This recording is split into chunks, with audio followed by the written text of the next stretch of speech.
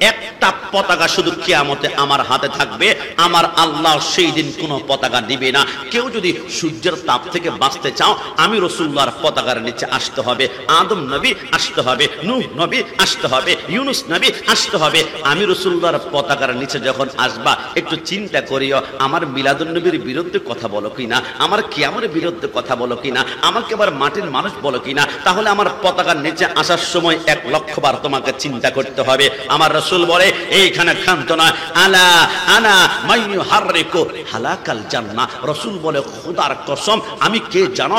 প্রথম জান্নাতে আমার কদম ছাড়া একটা জান্নাত উদ্বোধন করা হবে না। মনে রেখো, তোমরা উম্মত যখন জান্নাতে ঢুকবে, তখন তোমাদেরকে ওয়েলকাম কে জানাবে জানো?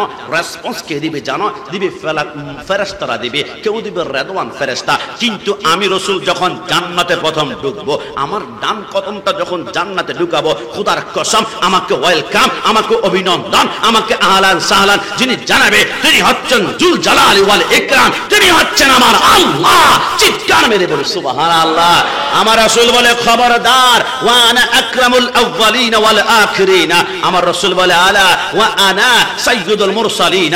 আমার রাসূল বলে, ওয়া আনা খাতামুন নবিয়্যিন। আমার রাসূল বলে, ওয়া আনা শাফিউ মুশাফিউ ইয়াউমাল কিয়ামা। কিয়ামতের ময়দান শাফায়াতের পাওয়ার আমার হাতের মধ্যে থাকবে। রাসূল মাকামে মাহমুদের নিচে সিজদার মধ্যে পড়ে কাঁদবে, রব্বি হাবলি উম্মতি উম্মতি উম্মতি। আমার আল্লাহ বলে, বন্ধু, আপনি মাথা উঠান। আপনি যদি মাথা না উঠান, কিয়ামতের ময়দান তো স্টার্ট করতে পারবো না, শুরু করতে পারবে না। আল্লাহ কেন?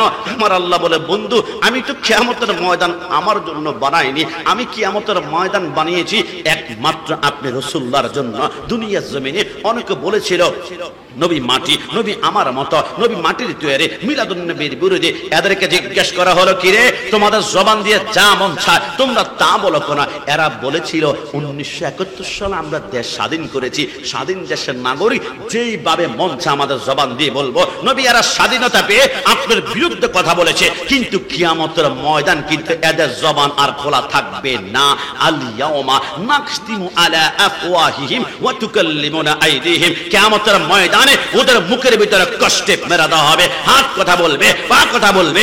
আমরা যখন মসজিদে আশহাদু আন্না মুহাম্মাদুর রাসূলুল্লাহ বলে আযান দিলে আমরা চুমু খাই। অনেকে বলে সুন্নিরা বিদআত, জিলাপি খোর, বিরিয়ানি খোর, আমাদেরকে অনেক গালি দেয়, গরম সুন্নি। ওগো আল্লাহ, আমরা ওই মুহূর্তে রাসূলুল্লাহর মহব্বতে 2 আঙ্গুলে চুমু খেতাম, আঙ্গুলগুলা চিৎকার দিয়ে উঠবে, আল্লাহ রাসূলুল্লাহর মহব্বতে চুমু খায়। আমার আল্লাহ বলে, কিয়ামতের ময়দানে নামাজ দিয়ে পার হওয়া যাবে না। অনেক নামাজি কপালে দাগ পড়বে, এরা যাবে আমিলাতুন নাসিবাতুন তাসলা নারান হামিয়া। কিয়ামতের ময়দান শুধু জারন্ত রাসূলের ইশকে থাকবে, এরা প্রথম পার হবে। আমার আল্লাহ বলে, বন্ধু, আপনি যাকে পছন্দ করেন, আপনার মহব্বতে পুলসারাত আমি আল্লাহ পার করে দিলাম। যদি বলে সুবহানাল্লাহ। এই জন্যে আমরা বলি, রাসূল ছাড়া কেউ আপন নাই, রাসূল ছাড়া কেউ আপন নাই। তাই তো আমরা মাঝে মাঝে আল্লাহর দরবারে প্রার্থনা করে এইভাবেই বলি, কবরে মাঝে মা বাবাকে দেখা যাবে না, যাকে দেখবা তিনি হলেন শাহে মদিনা। ডান হাত তুলে বলো ঠিক কিনা? কবরে মাঝে মা বাবাকে দেখা যাবে না, যাকে দেখবা তিনি হলেন শাহে মদিনা।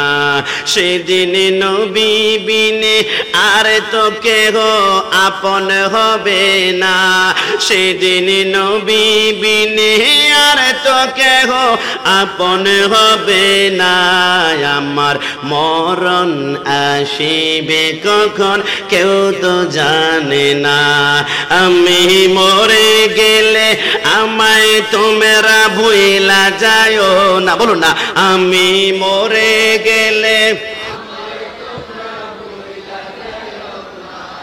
আমার মরণ আসিবে কখন কেউ তো জানে না।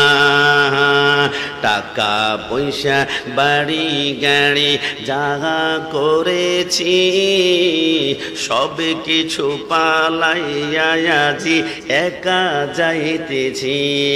আগায় এত নিষ্ঠুর হবে মানুষ তা তো জানি না, ওরে এত নিষ্ঠুর হবে মানুষ তা তো জানি না।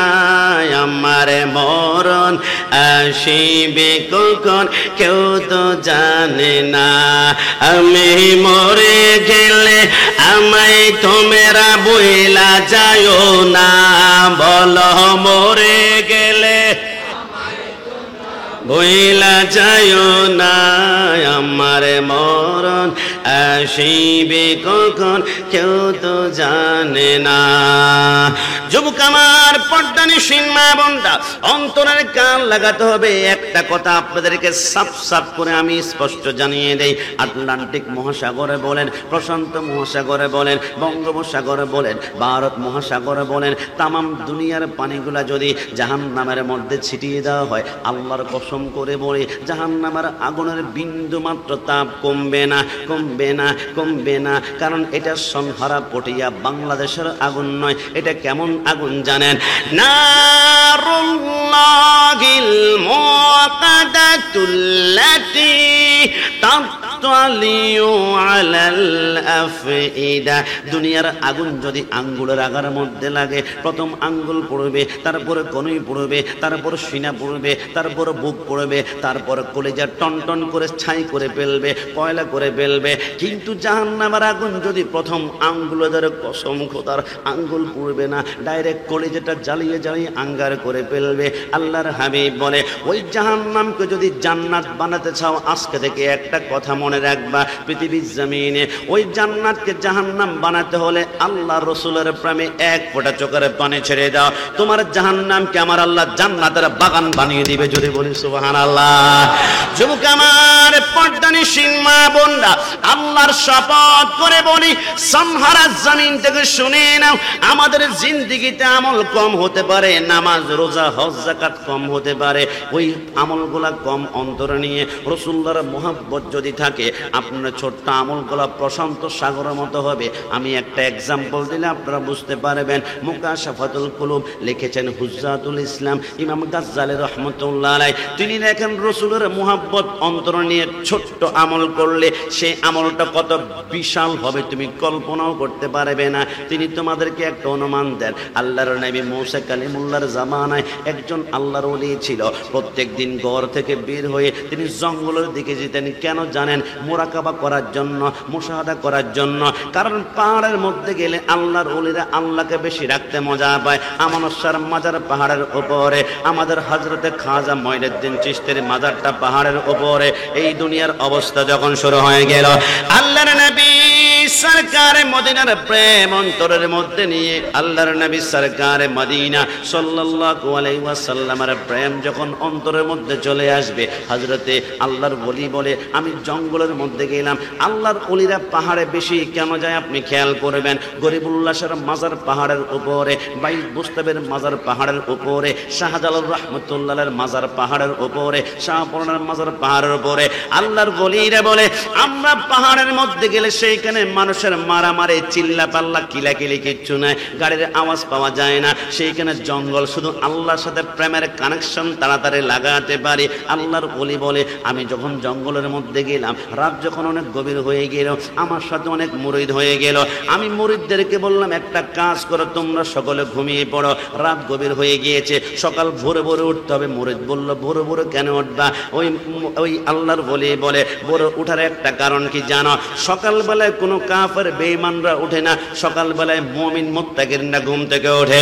আরে আমার পটিয়ার সানহারার মুসলমান ভাইরা, আল্লাহর ইজ্জতের কসম কসম করে বলি, একটা আমার কি কখনো চিন্তা করেছ?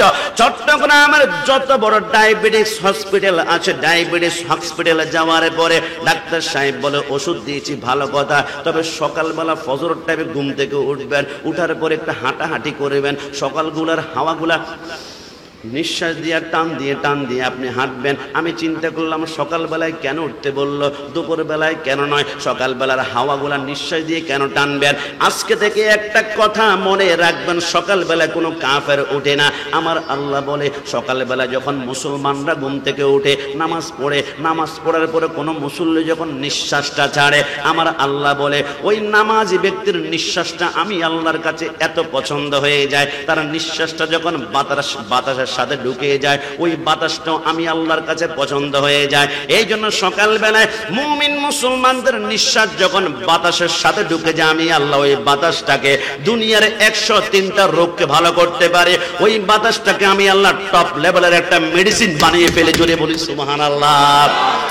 এবার আল্লাহর ওলি বলে এই জন্য ঘুম থেকে সকালবেলায় উঠবা, নিঃশ্বাস টান দিবা। সকলে যখন ঘুমিয়ে গেল, আল্লাহর ওলি এখন ডানে বামে তাকায়, সবাই ঘুমাই গেল, তিনি তো আল্লাহর ওলি, অন্যান্যদের মতো ঘুমিয়ে যাবেন না।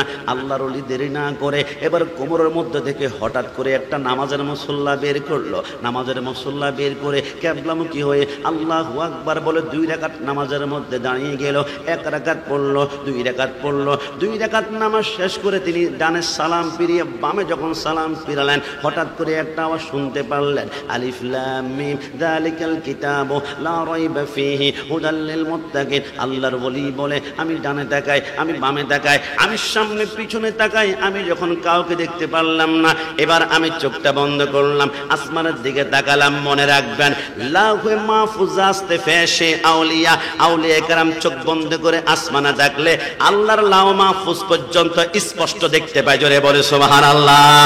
আল্লাহর ওলি বলে আল্লাহর ইজ্জতের কসম করে বলে সেইখানে তাকিয়ে আমি কাউকে দেখলাম না। এবার আমার নজরটা তাহাতা সারা আমি 7 জমিনের নিচে ঢুকিয়ে দিলাম, আমি সেইখানে কাউকে দেখতে পারলাম না। কিরে কোরআন তেলাওয়াতের আওয়াজ আসে কোত্থেকে? আমি হঠাৎ করে নজর যখন উপরের দিকে উঠাচ্ছিলাম, হঠাৎ করে আমি যেইখানে বসা ছিলাম ওইখান থেকে 3 হাত দূরত্বে 3.5 হাত কবরের মধ্যে একজন মানুষকে দেখতে পারলাম। মাথার মধ্যে সাদা পাগড়ি, গায়ের মধ্যে সাদা পাঞ্জাবি, পরনে সাদা পায়জামা। ওই লোকটা বসে বসে আল্লাহর কোরআন তেলাওয়াত করছে। জোরে বলে সুবহানাল্লাহ।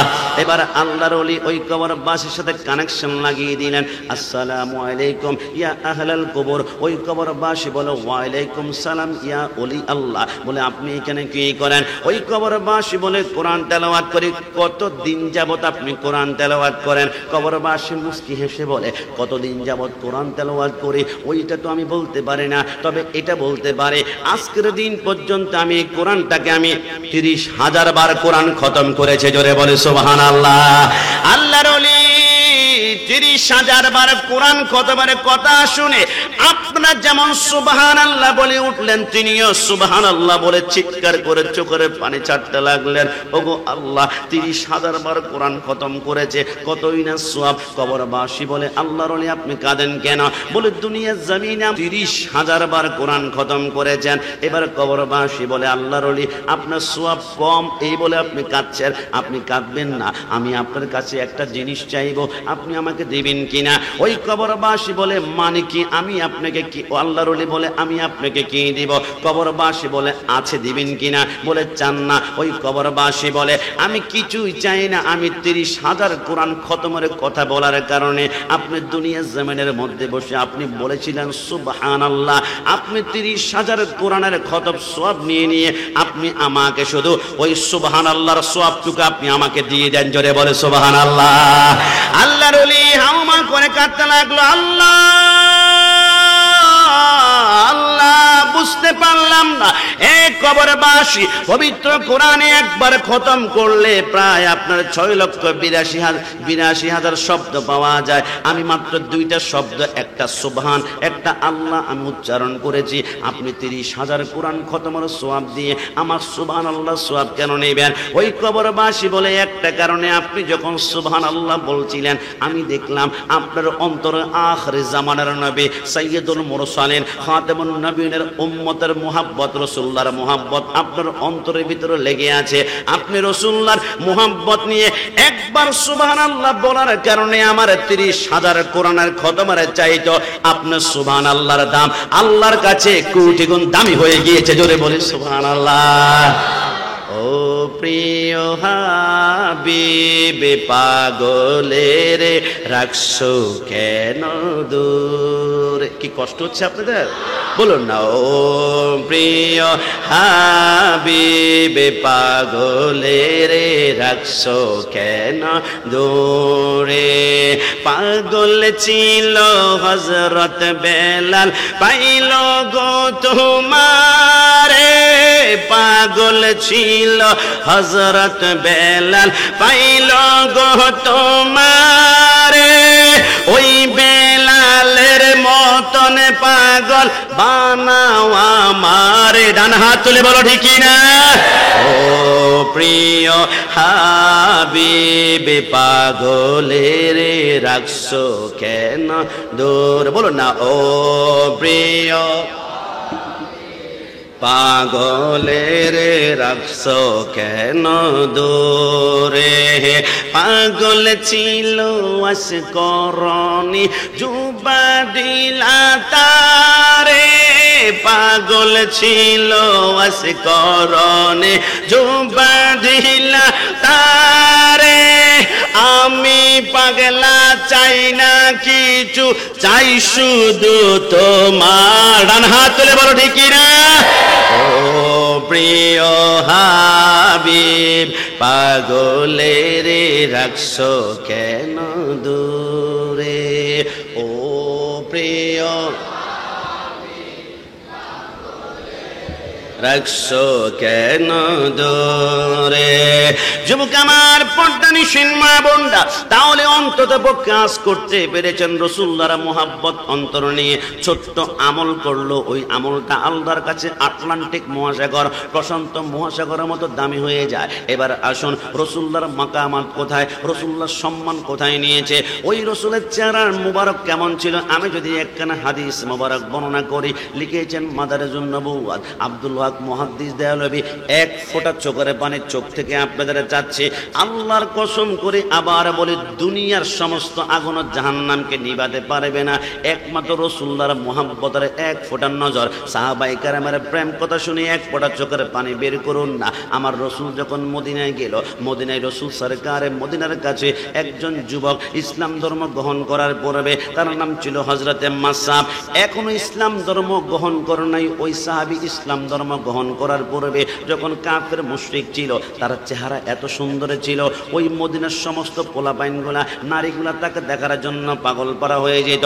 ওই মাসআবের মাথার চুলের বিভিন্ন শেপগুলা, কাটিংগুলা বিভিন্ন দেশের মানুষ এসে করতো। বাবা ছিল কোটিপতি, মা ছিল রাষ্ট্রপতি।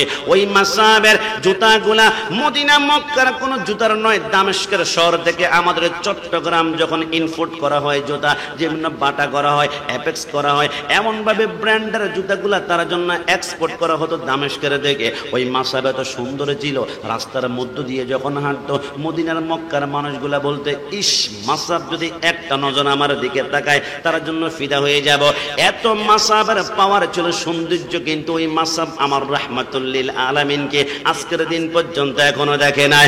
আল্লাহর হাবিব সরকারে মদিনা একদিন রাস্তা দিয়ে বিকাল বেলায় হাঁটতে হাঁটতে হঠাৎ করে মাসআব রাসূলুল্লাহর সামনে পড়ে গেল। জোরে বলে সুবহানাল্লাহ। মাসআব রাসূলুল্লাহর সামনে তাকায়ে রাসূলুল্লাহর চেহারা যখন দেখলো, মাসআব একটা কদম আর সামনে হাঁটতে পারে না। রাসূলুল্লাহর চেহারার দিকে তাকানোর সাথে সাথে হাঁ করে তাকিয়ে আছে, কোনো কথা বলে না। মাসআবের চোখ দিয়ে শুধু চোখের পানিগুলা ঝরঝর করে পড়তে শুরু করলো। মাছের মাথা পরিমাণ পানিগুলা কতক্ষণ দিয়ে ডান দিক দিয়ে, কতক্ষণ বাম দিক দিয়ে পড়ে। আর মাসআব কোনো কথা বলে না। একার যখন ডাকাতে তাকাতে মাগরিব হয়ে গেল, মাসআব বলে, মাসআব একবার আসমানের দিকে তাকায়, একবার রাসূলুল্লাহর চেহারার দিকে তাকায়, একবার আসমানের দিকে তাকায়, একবার রাসূলুল্লাহর চেহারার দিকে তাকায়। আমার নবী বলে, কিরে মাসআব, বুঝলাম না আসমানের দিকে আর কি তাকাও, আমার চেহারার দিকে কি তাকাও।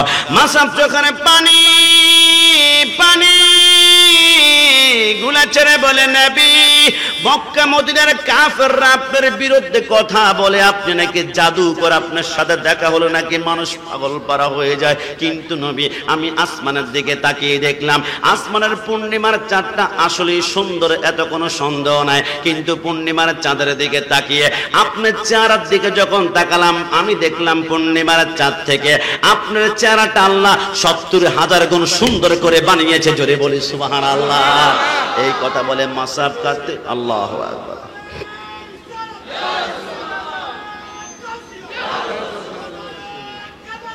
যুবক আমার, পর্দানি সিং মা বোনরা, মাকামে মুস্তাফা কোথায় অন্তরের কান লাগাবেন। এবার মাসআব বলে, নবী আমি আর দেরি করতে চাই না, আমাকে পড়িয়ে দিন কালিমা। কালিমা পড়লো, লা ইলাহা ইল্লাল্লাহ মুহাম্মাদুর রাসূলুল্লাহ। এবার মাসআব ঘরের মধ্যে গেল, ঘরের দরজার মধ্যে যাওয়ার পরে মাসআবের মা ঘরের দরজার মধ্যে হাত এরকম আটকাই দিয়ে বলল, কিরে মাসআব, শুনতে পেরেছি তুমি নাকি মুহাম্মদের হাতে হাত দিয়ে কালিমা পড়েছ।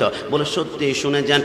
মাসআব খবরদার, বি কেয়ারফুল, তোমাকে বলে দিলাম এই মুহূর্তে তোমাকে সিদ্ধান্ত নিবে, এক হয় তুমি আমার ঘরে ঢুকবা, না হয় মুহাম্মদের কদম ছাড়বা। ওই মাসআব বলে, মা কষ্ট নিবে না, আমি যে চেহারা একবার দেখেছি, তুমি যদি একবার দেখো তোমার শরীরের 31টা রগ কেটে ফিঙ্কি দিয়ে রক্ত বের হবে, কিন্তু দুনিয়া ছাড়বা, ওই রাসূলের কদম কোনোদিন ছাড়তেই পারো না। জোরে বলি সুবহানাল্লাহ। মাসআবের মা বলে, কিরে কি দেখি পাগল হয়ে গিয়েছে, বুঝতে পারলাম না। 9 জন সৈন্য বাহিনীকে ডেকে বলে মাসআবের হাতগুলা বেঁধে পেল, পাগুলা বেঁধে পেল।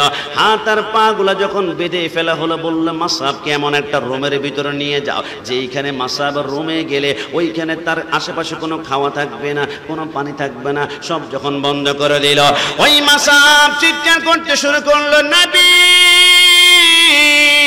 নবী বলে। মাসআব একটা বার বলে না পানি, একটা বার বলে না খানা, শুধু নবী নবী করে 3 দিন পার হয়ে গেল। হঠাৎ করে 3 দিন পরে মাসআবের মা গেল, এখন কেমন লাগে? বলেছিলাম না মুহাম্মদের কদম ছাড়ো, 3 দিন পর্যন্ত পানি নাই। ওই মাসআবকে যে বলে, মা খোদার কসম 3 দিন আমার তৃষ্ণা ঠিকই লাগতো, যতবার আমি ইয়া রাসূলুল্লাহ নবী নবী বলে ডেকেছি, ততবার আমার জিহ্বার মধ্যে আল্লাহ জান্নাতের বালাখানা লাগিয়েছে। জোরে বলে সুবহানাল্লাহ। মাসআবের মা বলে, আমার ছেলে আসলে পাগল হয়ে গেল। আমরা বলি, হ্যাঁ এমন একটা নবী পাগলই তো আমরা হতে যাই। মাসআবের মা বলে, আগামীকাল তোমার ব্যাপারে সিদ্ধান্ত গ্রহণ করা হবে। বলে, এটা আবার বাবা? বলে, এখন বলা যাবে না। আগামীকাল মক্কা মদিনার সমস্ত মানুষকে ডেকে মাসআবের মা মাসআবকে মধ্যখানে শোয়াই ফেললো, হাত পা বেঁধে ফেললো। হে মদিনার মানুষ, তোমাদের মধ্য থেকে আমি আজকে ফয়সালা করে দিলাম, এক হয় মাসআব তুমি আমি মাকে নিবা, না হয় মুহাম্মদের কদম ছাড়বা। ওই মাসআব চোখের পানিগুলা ছেড়ে বলে, লাকাদ কানা লাকুম ফি রাসূলিল্লাহি উসওয়াতুন হাসানা।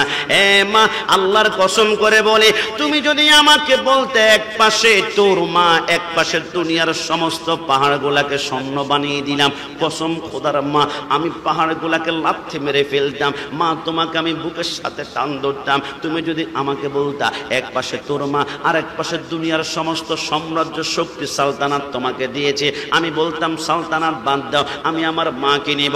মা, তুমি যদি বলতে এক পাশে তোমার মা, এক পাশে দুনিয়ার সমস্ত সুন্দর নারীগুলা, আমি নারীগুলা লাথি মারতাম, কিন্তু আমি আপনার মাকে আমি বুকের মধ্যে ধরতাম। কিন্তু মা, তুমি এমন একজন তোমার অপোজিট পাশে দাঁড়িয়ে করিয়েছ, তিনি হচ্ছেন আন-নাবিয়্যু আওলা বিল মুমিনিনা মিন আনফুসিহিম। মা, খোদার কসম করে বলে মক্কার মদিনার মানুষকে জানিয়ে দে, এক পাশে রাসূলুল্লাহ আর এক পাশে তোমার মতো 1 লক্ষ মাও যদি থাকে, আমি আমার মাকে ছাড়বো, আমার নবীর কদম 1 সেকেন্ডের জন্য আমি ছাড়তেই পারি না। জোরে বলে সুবহানাল্লাহ। আল্লাহ হাবিব সরকারে মদিনা ওই মাসআবের প্রতি এমন ভালোবাসা হয়ে গেলেন, আমার নবী তার কপালে চুমা দিয়ে বললেন, কিরে মাসআব, তোমার গা থেকে এখন জান্নাতি সুঘ্রাণ পাওয়া যাচ্ছে। জোরে বলে সুবহানাল্লাহ।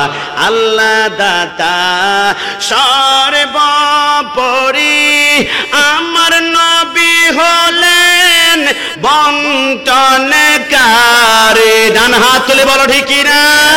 আল্লাহ দাতা সর্বোপরি আমার নবী হলেন বঞ্চনকারী, আমি দয়াল নবীর বঞ্চনে যেন ওদিকে দয়া পায়। চলো নবীজির জান্নাতে মদিনাতে যায়। মদিনা যেতে মন চায় না? না, দুই হাত তুলে বলুন চায় না? তো বলুন না, চলো নবীজির জান্নাতে মদিনাতে যাই না। নবীজির গোলামের মৌলাজির গোলামের কোনো চিন্তা নাই। চলো নবীজির জান্নাতে মদিনাতে যায়। হযরতে মাসআব একজন সাহাবী আমাদেরকে শিক্ষা দিয়েছে, যখন ঈমানের ব্যাপার আসবে তখন তোমার মা, তোমার বাবা, তোমার পরিবার, টাকা পয়সা সব ছাড়া যাবে, কিন্তু রাসূলুল্লাহর কদম কোনোদিন ছাড়া যাবে। মাকামে মুস্তাফার দিকে অংশগ্রহণ করুন। ওই রসুলের প্রতি সর্বোচ্চ মাকাম মোহাব্বত প্রদর্শন করার কারণে আমরা সুন্নিরা অপরাধী। আমরা সুন্নিরা একটা কারণে আমরা অপরাধী, নবীকে ভালোবাসি বলে আমরা অপরাধী। কথা বলুন ঠিক কিনা? আমি ছোট্ট করে আপনাদেরকে একটা কথা বলি, মন থেকে বলুন তো, সুন্নি পরিচয় আমরা খুশি নাকি বেজার? আর একটু জবান খুলে, খুশি নাকি বেজার? আর একটা আওয়াজ দিয়ে বলুন, খুশি না বেজার? এই জন্য আমি ছোট্ট আপনাদেরকে একটা টনিক দিয়ে যাই, সুন্নি পরিচয়ে আমরা খুশি এই কারণে, কারণ সুন্নি পরিচয় আপনি পরিচয় দিলে আপনি কখনো অ্যাটাক হবেন না, কারণ সুন্নিদের ক্যান্টনমেন্ট আছে। কোনো মানুষকে যখন আক্রমণ করে, দেশকে আক্রমণ করে, তখন দেশ বাঁচানোর জন্য আপনাদের আর্মি সেনাবাহিনীদের ক্যান্টনমেন্ট আছে। আমরা সুন্নিদের ঈমান বাঁচানোর জন্য একটা ক্যান্টনমেন্ট আছে। ওই ক্যান্টনমেন্টের নাম হচ্ছে জামিয়া আহমদিয়া সুন্নিয়া আলিয়া, যেখানে স্পষ্ট লেখা আছে সুন্নিয়া মাদ্রাসা। সুন্নিয়া মাদ্রাসা সিএনজি বলে, যেই কোনো জায়গার ড্রাইভারকে সুন্নিয়া মাদ্রাসা বললে আপনাকে নিয়ে যাবে। আমি কেন ক্যান্টনমেন্ট বলেছি? অন্যান্য আরবিদের ক্যান্টনমেন্ট থাকে কি, ওইখানে অস্ত্র থাকে, গোলা বারুদ থাকে, আর সুন্নিদের সেই ক্যান্টনমেন্টে গোলা বারুদ থাকতে না পারে।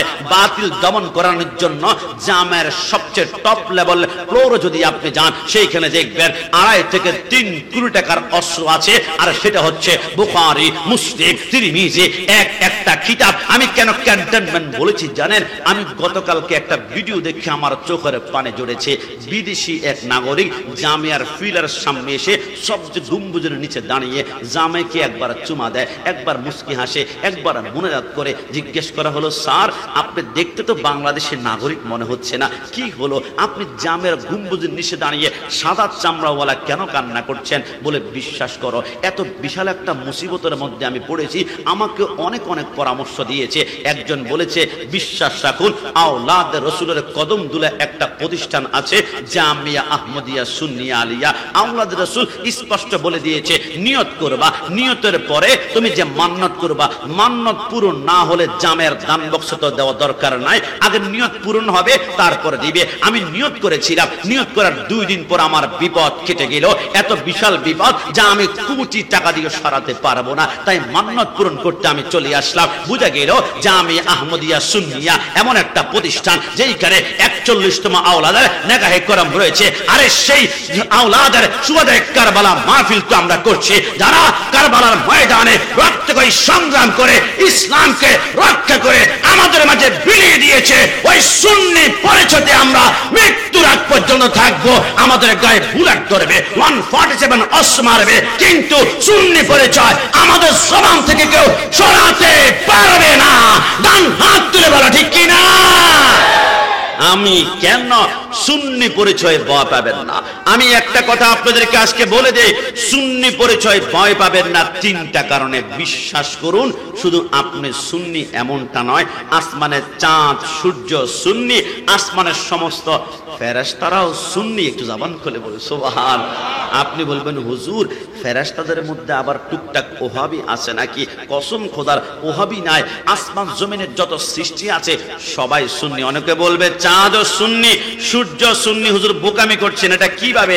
আমি বলি আরে বোকা, সুন্নিরা গায়ের জোরে কথা বলে না, চাঁদ দিয়ে সুন্নি আপনাকে আমি প্রমাণ করছি। তাহলে শুনুন, বুখারী শরীফের মধ্যে আসে আল্লাহর হাবিব যখন মক্কার জমিনে রাতের বেলায় আবু জাহেল, আবু লাহাব চারপাশে গিট দিয়ে ধরেছিল, মোহাম্মদ তুমি যদি সত্য নবী হয়ে থাকো এই মুহূর্তে আসমানের চাঁদ দ্বিখণ্ডিত করতে হবে। আমার নবী আঙ্গুলটা আসমানের দিকে উঠে চাঁদকে নির্দেশ করলো। চাঁদ তো এই মুহূর্তে বলতে পারতো, মোহাম্মদ আমার সৃষ্টিকর্তা আল্লাহ, তোমার কথা আমি কেন শুনবো? না না, আল্লাহ নির্দেশ না করা পর্যন্ত আমি দ্বিখণ্ডিত হবে না। কিন্তু চাঁদ কোনো কথা বলে না, নবী ইশারা করেছে তো দ্বিখণ্ডিত হয়েছে। কি রে চাঁদ কেন? চাঁদ বলে আমি তো জানি খুদা কি রাদা চাহতা হে দো আলম, খুদা চাহতা হে রাজায়ে মুহাম্মদ, তামাম দুনিয়া চায় আল্লাহকে, আল্লাহ চায় তার বন্ধুকে। তো চাঁদ জানে আমি যদি সরকার মদিনার আঙ্গুলের ইশারায় সাথে সাথে দ্বিখণ্ডিত হয়ে নবীকে রাজি করতে পারে, তো খুদার কসম আমি চাঁদের পাওয়ার আল্লাহ হাজার গুণ বাড়িয়ে দিবে। চিৎকার মেরে বলে সুবহানাল্লাহ। আপনারা কি ভুলে গিয়েছেন চাঁদ পরিচয় দিয়েছে আমি সুন্নি, কারণ নবীকে আমিও ভালোবাসি। সূর্যের কথা ভুলে গিয়েছেন। হযরত আলী বসা আছে, হঠাৎ করে সরকারে মদিনা আলীর পাঁজরের মধ্যে ঘুমিয়ে গেল। বিশ্ববিখ্যাত কিতাব মাকামে নবুয়তের মধ্যে লেখে আমার রাসূল ঘুমিয়ে পড়ল। হযরত আলী দেখে আসর সূর্য ডুবে যায়, ডুবতে ডুবতে একদম ডুবে গিয়েছে। আলী কান্না করলো, এক ফোঁটা চোখের পানি রাসূলুল্লাহর চেহারার উপর যখন পড়লো, রাসূল ঘুম থেকে উঠে বলে আলী আলী আলী কি হয়েছে? রবি আমি যদি জানতাম আমার চোখের পানি চেহারার উপরে পড়লে আপনি ঘুম থেকে উঠে যাবেন, আমি জীবনে ঘুমে ডিস্টার্ব করতাম না, গায়ের রক্ত আমি পানি করে ছেড়ে দিতাম। আলী কি হয়েছে? নবী আমি চিন্তা করলাম নামাজ পড়লে খুশি হবেন আল্লাহ, কিন্তু নামাজ যদি পড়ার জন্য আপনার আরামের ঘুমকে আমি হারাম করে দেই, কষ্ট দেই, আমার এই নামাজ জিন্দেগিতে আমার জাহান্নামে নিয়ে যাবে। ওগো নবী, মেয়ারাজের রজনীতে আমার মনে আছে, মেয়ারাজের রজনীতে ইয়া রাসূলুল্লাহ, রাসূল আপনি ঘুমাচ্ছিলেন, সিদ্ধ হযরতে জিবরাইল এসে বলে আমি রাসূলকে যখন জাগাবো আমার আল্লাহ বলে খবরদার আমার রাসূল ঘুমাচ্ছে, আমার রাসূলের ঘুমে যদি একটু ডিস্টার্ব হয় এ জিবরাইল আবা ওয়াস্তাকবারা ওয়া কানা মিনাল কাফিরিন, তোমাকে ইবলিসের মতো আমি কাফের বানিয়ে দিব। জিবরাইল কি করব আল্লাহ? জিবরাইল তোমার কি মনে পড়ে তোমার মাথার তালু থেকে পায়ের তালু পর্যন্ত আমার আল্লাহ নূর দ্বারা বানিয়েছে, নূর দ্বারা বানিয়েছে, নূর দ্বারা বানিয়েছে। একমাত্র তোমার জিহ্বাটা আমার আল্লাহ ঠান্ডা কাপড় দ্বারা বানিয়েছিল। তুমি জিজ্ঞেস করেছিলে আল্লাহ গোটা বডি অঙ্গ পতঙ্গ নূর দ্বারা বানিয়েছেন, কিন্তু আমার জিহ্বা কোনো ঠান্ডা কাপড় দ্বারা। আমার আল্লাহ বলে এখন বুঝবা না, যখন সময় হয় বুঝতে পারবা। হে জিবরাইল সময় হয়ে গিয়েছে, নবী আমার ঘুমাচ্ছে। আমার নবীকে ধাক্কা দিয়ে উঠালে রাসূল যদি উফ করে একটা আওয়াজ করে তোমার জিন্দেগীর আমল বরবাদ হয়ে যাবে। জিবরাইল একটা কাজ করো, তোমার ঠান্ডা জিহ্বাটা রাসূলুল্লাহর কদমের নিচে লাগিয়ে দাও। রাসূল ঠান্ডা ঠান্ডা যখন হবে কাব্বিল কাদামাইহি কাব্বিল কাদামাইহি কাব্বিল কাদামাইহি, আমার নবী ঘুম থেকে আরামে আরামে উঠবে। জিবরাইল বলে রাসূলুল্লাহর কদমের নিচে আমার জিহ্বা লাগাতে দেরি হয়, কসম খোদার রাসূলুল্লাহর কদমের তালুর নিচে গোটা পৃথিবীকে আমি আয়নার মতো দেখতে পাচ্ছিলাম। জোরে বলি সুবহান। হযরতে মাওলা আলী, হযরতে মাওলা আলী বলে ইয়া রাসূলুল্লাহ, হযরতে জিবরাইল ঘুম ভাঙায় আরামে, আর আমি যদি ঘুম ভাঙাই আমার কি অবস্থা হবে? নবী এই জন্য আমি আপনার ঘুম ভাঙাই না। আমার নবী বলে নামাজ তো ছিল ফরজ, আমার মোহাব্বতে পড়ে ফরজ নামাজ পর্যন্ত ছেড়ে দিয়েছো। আলী এবার বলো এত মোহাব্বত যোগ্য যেত, এত রিস্ক যে তুমি নিয়েছো, এখন তুমি নামাজ পড়তে চাও কিনা? হযরত আলী বলে নবী এটা কিভাবে সম্ভব, এটা কিভাবে মুমকিন হবে? সূর্য ডুবে গিয়েছে, সূর্য উদিত হয় পূর্ব দিকে, অস্ত যায় পশ্চিম দিকে, এখন আবার পূর্ব দিকে উঠবে কিভাবে? আমার নবী বলে ইয়েস অর নো, হ্যাঁ অথবা না, তুমি নামাজ পড়বে কিনা বলো। নবী নামাজ পড়তে চায়। ইয়া রাসূলুল্লাহ আপনি আমার সামনে বসা ছিলেন, মাত্র শাহাদাত আঙ্গুলটা উঁচা করে 9,30,00,000 মাইল দূর থেকে সূর্যটাকে একটা ইশারা করতে দেরি হয়, ওই সূর্যটা কখনো বলে নাই হে রাসূলুল্লাহ আমি তো উদিত হই পূর্ব দিকে, আজকে পশ্চিম দিকে বলছেন না, আল্লাহর নির্দেশ আমি পারবো না। আরে সূর্য কোনো কথাই বলে না, ইশারা করার সাথে সাথে সূর্য মাগরিবের ওয়াক্ত থেকে আবার আসর ওয়াক্তে এসে সূর্য জানিয়ে দিল আমিও নবীকে ভালোবাসি, আমি সূর্য সুন্নি। ডান হাত তুলে বলো ঠিক কি না? আল্লাহর কসম করে বলি জিব্রাইল যখন সিদরাতুল মুনতাহার কাছে গেল মেরাজের রজনীতে, আমার রাসূল বলে জিব্রাইল সামনে আ যাইয়ে, আরেকটু সামনে আসো। জিব্রাইল বলে সিদরাতুল মুনতাহার সামনে যাব নবী, আগার একসার মোয়ে বারতার ফারাম ফুরুগে তাজাল্লি বেসুজাদা হারাম। নবী এক জাররা পরিমাণ সামনে যদি যায়, আমার 600 নূরের পাখাগুলা জ্বলে পুড়ে আঙ্কার ছাই কয়লা হয়ে যাবে। জিব্রাইল কেন? জিব্রাইল বলে রাসূল আপনি কখনো আমার মত নয়। তাহলে জিব্রাইলের আকীদা হচ্ছে রাসূল আমার মত হতে পারে না, আমাদের সুন্নিদের আকীদা রাসূল আমার মত হতে পারে না। তাহলে আমাদের আকীদা ফেরেশতার আকীদা কিন্তু মিলে গিয়েছে। জিব্রাইল বলে আমার আকীদা রাসূল আমার মত নয়, তাহলে আমি জিব্রাইলকে আমি হচ্ছি ফেরেশতার সরদার। তাহলে গোটা ফেরেশতা যারা আছে সবার আকীদা রাসূল আমার মত হতে পারে না। আজরাইলের আকীদা রাসূল আমার মত নয়, ইসরাফিলের আকীদা রাসূল আমার মত নয়, মিকাইলের আকীদা রাসূল আমার মত না। আজরাইল বলে হে পৃথিবীর মানুষ শুনে রাখো, আমি যখন কোন মানুষের রূহ কবজ করতে যাই তখন তার আমলনামা হাত দিয়ে প্রথম আকীদাটা দেখি, তার আকীদা কি কি দেখি, তো রূহটা কবজ করা হবে আকীদার উপর ডিপেন্ড করে। আমি যখন দিয়ে দেখি কোন বাতিলের আকীদা হচ্ছে রাসূল আমার মত, মিলাদুন নবী মানা যাবে না, ইয়া নবী সালাম আলাইকা মানা যাবে না, এগুলো হচ্ছে বিদআত, রাসূলের সরকারে মদিনা হাজের নাজের নয়, এই আকীদাগুলা এইগুলা তো হচ্ছে ফেরেশতার আকীদা নয়, আল্লাহর আকীদা নয়, এগুলো হচ্ছে বদ আকীদা। আমি দেরি না করে ওই বদ আকীদা সম্পূর্ণ মানুষটার রূহটা এমন ভাবে কবজ করে, রূহ যখন টান দেয় তার 37টা রং একটা একটা করে আমি ছিটতে শুরু করে। কিন্তু যখন আমি কোনো আশিক রাসূল, রিকশার ড্রাইভার, ব্যান চালু করে ঘরের মধ্যে যায়, আমি তার আমলনামা টান দেই, তার আকীদা রাসূল আমার মত হতে পারে না। রাসূল বেমিসাল, সরকারে মদিনার চুমতে হাজরা আসওয়াদের পাওয়ার বেড়ে গেল, রাসূল নূরের নবী,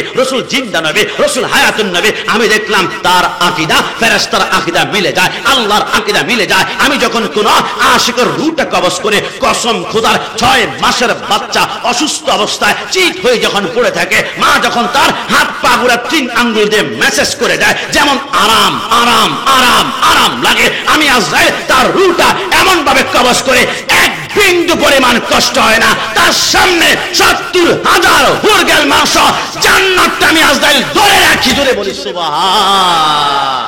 এরা হচ্ছে সুন্নি, যে সুন্নি আসমানের সূর্য চন্দ্র এবং ফেরেশতারা সৃষ্টির প্রতিটা সৃষ্টিরা।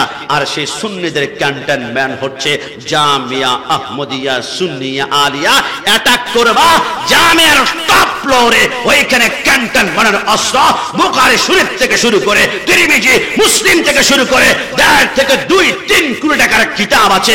আমাদেরকে বুলেট মারবা 775 মতো আমরা বুলেট মারবো না, কোরআনে আগুন দিব না।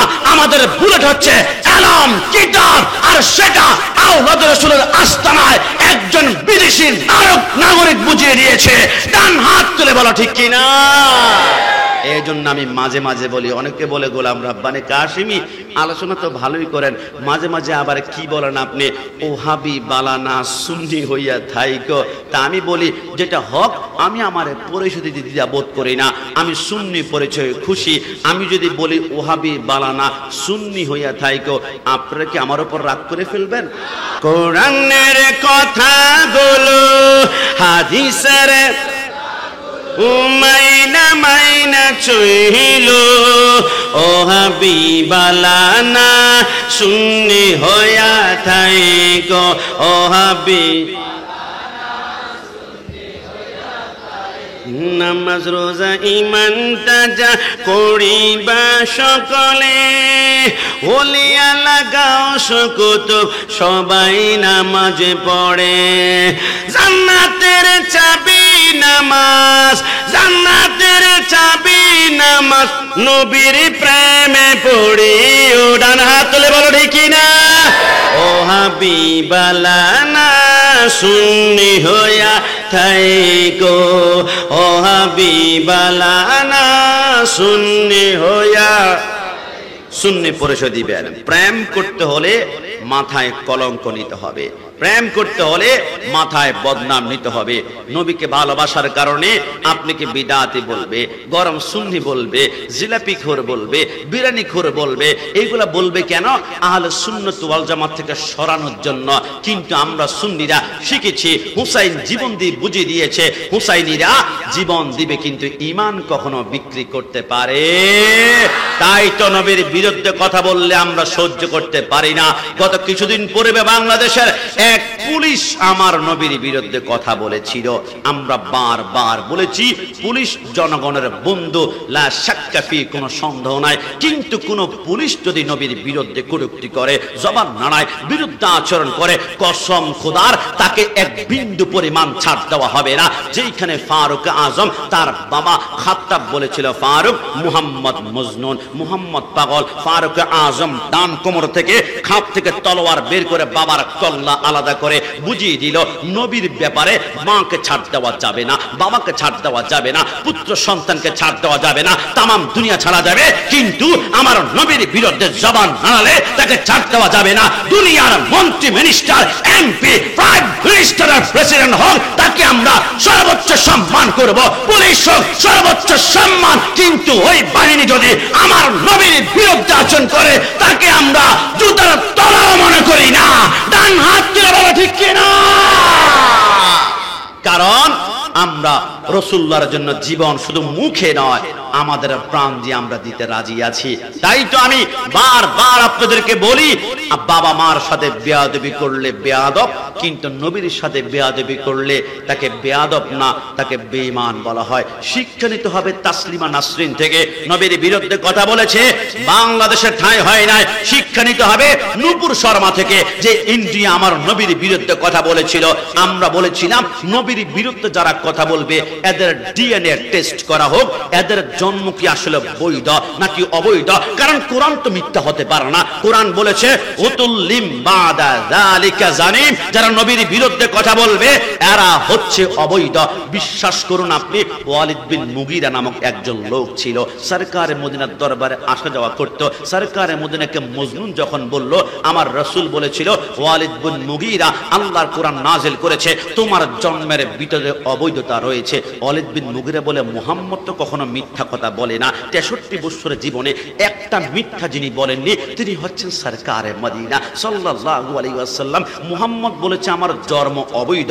আসলে ঘটনাটা কি আমার মা ছাড়া কেউ জানবে না, আমার মাকে জিজ্ঞাসা করতে হবে। এবার ওয়ালিদ বিন মুগিরা তার মার কাছে গেল, মা এই হচ্ছে নাঙ্গা তরবারে, মিথ্যা বলবা তো গর্দান উড়িয়ে ফেলা হবে। মুহাম্মদ বলেছে আমি নাকি অবৈধ সন্তান, তুমি জানো, দুনিয়ার কেউ জানবে না, সত্য করে বলো। মা থরথর করে কাঁদতে শুরু করলো, বাবা কিছু মনে করিও না, তোমার বাবার সাথে যখন আমার বিবাহ হয়েছিল অডাল সম্পত্তি, তোমার বাবা কিছুদিন পর মিলন করার পর ডাক্তারে হেকিম বলেছিল তোমার বাবা পুরুষত্বহীন, তোমার বাবা কোনো সন্তান জন্ম দিতে পারবে না। তো আমি চিন্তা করলাম কোনো সন্তান যদি না হয় তাহলে এত বিশাল সম্পত্তি সাম্রাজ্যটা নিবে কে, অন্যজন নিয়ে যাবে না, একটা সন্তান আমাকে ম্যানেজ করতে হবে। তোমার বাবার অসংখ্য রাখালের মধ্যে একটা সুন্দর কিউট একটা স্মার্ট রাখাল ছিল, যাকে দেখে আমার পছন্দ হয়েছে, এর সাথে মিলন করলাম, তারপর তুমি হয়েছ, তুমি হচ্ছ আসলে অবৈধ সন্তান। কসম খোদার, কোরআন শিক্ষা দিয়েছে নবীর বিরুদ্ধে যারা কটূক্তি করবে,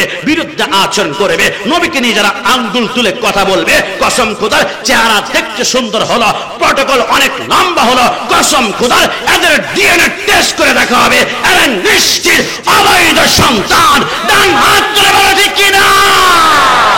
এই জন্য আমরা বলি, আবারও বলি, বাংলাদেশ পুলিশ আমাদের বন্ধু, নিরাপত্তা দিবে, স্যালুট দিব, কিন্তু বাংলাদেশ সরকারের এসবি থেকে শুরু করে, এনএসআই থেকে শুরু করে, ডিবি থেকে শুরু করে, ইন্টেলিজেন্স ব্রাঞ্চ থেকে গোয়েন্দা সংস্থার বাইদেরকে বলি, এটা মুসলিম কান্ট্রি, 95% মুসলমান।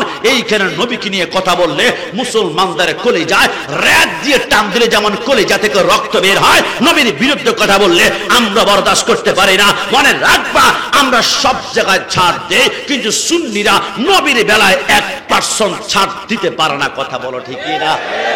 তাই তো মাঝে মাঝে আমরা চিৎকার করে বলি, তুমি নবীর উম্মত দাবি করো, সুন্নাহ মানো না, নবীর অপমানে তোমার হৃদয়ে কাঁদে না।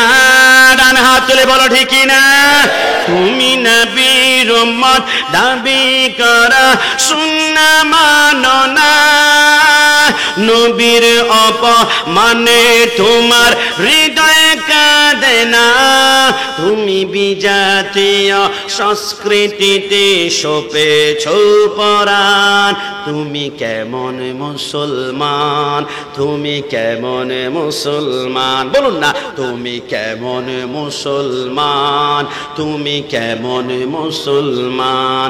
নামাজের সাথে নাই পরিচয়, নামাজের সাথে নাই পরিচয়, মানো না কোরআন, তুমি কেমন মুসলমান, তুমি কেমন মুসলমান। আসুন আমরা প্রত্যেকে ওই রাসূলের ইজ্জত মান মোহাব্বত মাকামকে আমাদের বুকে ধারণ করব। জীবনের প্রত্যেকটা স্পট কদম আমরা রাসূলুল্লাহর কদম নকশা বরাবর চলবো। কসম খোদার রাসূলুল্লাহর মোহাব্বত মাকাম যদি আপনার অন্তরে যথাযথভাবে রাখতে পারেন, আমল কম হতে পারে, আপনি চোখের পলকে জান্নাতে গমন করবেন। কেন জানেন? আপনারা সবাই আসুন তো আমরা এখন আল্লাহকে শিকায়ত করব, জিজ্ঞেস করব, আল্লাহ সত্যিকার অর্থে বলুন তো এখন থেকে জান্নাতি কে, কিয়ামতের ময়দানের পরে কে জান্নাতে যাবে, কে জাহান্নামে যাবে? আল্লাহ আপনি কি এখন থেকে জানেন? আমার আল্লাহ কুদরতি জবানে মুস্কি হেসে বলবে ইন্নাল্লাহা আলা কুল্লি শাইইন কাদির। কিয়ামতের ময়দানের পরে কে জান্নাতি কে জাহান্নামী আমি আল্লাহ সব এখন থেকে 2024 সালের 14 জুলাই থেকে আমি আল্লাহ জানি। তো আল্লাহ আপনি যদি জানেন কে জান্নাতি আর কে জাহান্নামী, তো কিয়ামতের ময়দানটা আবার কেন করেছেন? ইদাস সামাউন ফাতারাত ওয়া ইদাল কাওয়াকিবু তাসারাত ওয়া ইদাল বিহারু ফুজ্জিরাত। আল্লাহ দরকারটা কি ছিল? কিয়ামতের ময়দানে নাকি 4টা স্টেশন হবে, একটা মিজান, একটা ফুলসিরাত, একটা মাকামে মাহমুদ, আরেকটা হচ্ছে হাউজে কাউসার। কেন কেন করেছেন? আমার আল্লাহ বলে কেন করেছি জানো? কিয়ামতের ময়দান বানিয়েছি আমার বন্ধুর জন্য। বন্ধু যখন মাকামে মাহমুদের নিচে সিজদার মধ্যে পড়বে, আমার বন্ধু কেঁদে বলবে, ওগো আল্লাহ আমার কিছু গুনাহগার উম্মত জাহান্নামের মধ্যে আছে, এরা একজন গুনাহগার উম্মত জাহান্নামে থাকবে, তো আমি জান্নাতে কদম লাগাবো না, কদম লাগাবো না, কদম লাগাবো না। আমার আল্লাহ বলে বন্ধু আপনি কি যেহেতু ভালোবাসে তাহলে অবশ্যই আপনি তার চেহারা চিনেন জানেন, একটা কাজ করেন বন্ধু, আপনি জাহান্নামে ঢুকে যাকে আপনি চিনেন আপনার মোহাব্বত আছে, একটা ডান হাত ধরে টেনে টেনে আপনি জাহান্নাম থেকে জান্নাতে নিয়ে যান। আমার রাসূল মুস্কি হেসে বলবে আল্লাহ আমি কেন? ফেরেশতা রিদওয়ান আছে, জান্নাতের সরদার, জান্নাতের দারওয়ান, আল্লাহ আপনি নিয়ে যান না। আমার আল্লাহ বলে না, ফেরেশতা যদি জাহান্নাম থেকে জান্নাতে নেয়, জান্নাতে নেওয়ার পরে যদি জিজ্ঞেস করা হয় কিরে আল্লাহর বান্দা তোমাকে জাহান্নাম থেকে জান্নাতে কে আনলো, সে মুস্কি হেসে বলবে আমাকে জাহান্নাম থেকে জান্নাতে ফেরেশতা এনেছে অথবা আল্লাহ এনেছে। আমি আল্লাহর কথা শুনলে আমার তৃপ্তি লাগে না, ফেরেশতার কথা বললে তৃপ্তি লাগে না। বন্ধু একটা কাজ করে, যেহেতু প্রশংসা আপনার, আপনি তো তাকে চিনেন, তার 14 পুরুষ পর্যন্ত আপনার কাছে নোট আছে, কাআন্নামা আনজুরু ইলা কাফি হাযিহি, গোটা পৃথিবীকে আপনি হাতের তালুর মতো দেখেন। নবী আপনি যান না, আমার নবী সরকার মদিনা সেইখানে যাবে। আমি বলি ইয়া রাসূলুল্লাহ আপনি যখন জাহান্নাম থেকে তাকে ডান হাত ধরে টেনে টেনে জাহান্নাম থেকে জান্নাতে নেবেন, যদি প্রশ্ন করা হয় তোমাকে কে জাহান্নাম থেকে জান্নাতে আনলো, সেই যখন বলবে মদিনাওয়ালা নবী, আমি আল্লাহর কুদরতি কলাম ঠান্ডা হয়ে যাবে। যদি বলি সুবহান। এটা হচ্ছে মাকামে মুস্তাফা, এটা হচ্ছে রাসূলুল্লাহর শান। আর ওই রাসূলকে ভালোবাসতেই হলে মান আহাব্বাহুমা ফাকাদ আহাব্বানি ওয়া মান আবগাদাহুমা ফাকাদ আবগাদানি।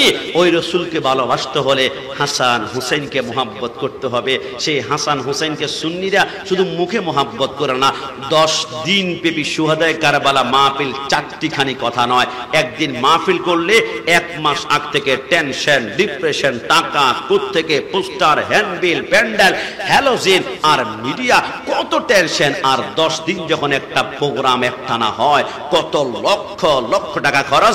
আপনাদের এমপি অথবা সিটি মেয়রের যিনি মেয়র, তিনাকে যদি আপনি সংবর্ধনা দিয়ে 5 লক্ষ টাকা খরচ করে এমন জলসানো একটা প্যান্ডেল করেন, তাহলে 5 লক্ষ টাকা খরচ করলে অন্য কোনোদিন আপনাকে 5 লক্ষ টাকার বদলতে 8-10 লক্ষ টাকার একটা কাজ আপনাকে গিফট করা হবে।